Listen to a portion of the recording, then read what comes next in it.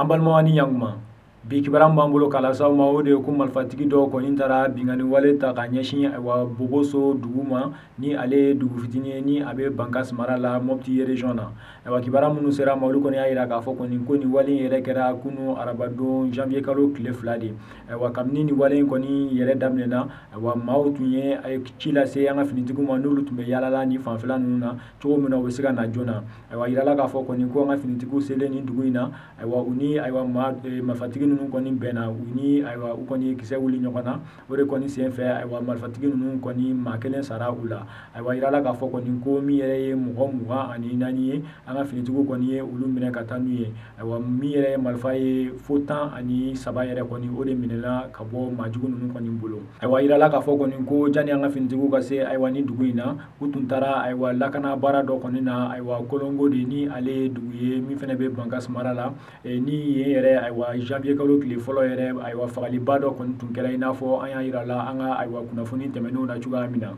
aywa irala ka fo koni ko anga finitigu sere aywa ni dugu ko folena u yere mogo wolonvla koni mine munu koni siga kenen bula ku be soro ka ke aywa fagali ba mi koni kera aywa ay janvier kalo kile folo koni na aywa anga finitigu koni ayira ka fo koni ko arbi ko sege sege lu koni be sena chugo mina maoma koni sembe aywa fagali mun ka ke ni yoro nuna chugo mina bebe siga mine wa fene mi yere ye ka yoro imbela kana chugo mina be ko bara nunu koni sabati chugo amina otomena wa boya ma ila ka fo koni ko government ye jate mine munu koni ndamine chugo mina aywa mi yere ye aywa chen muso ya kalan koni ko be don aywa kalan so la chugo amina ni o kuma yere tunkera aywa mangamba ya nga jamana kono aywa o ko yere mi yere awale ni aywa jate mine koni ya ila ka fo koni ko o koni bebla la pepe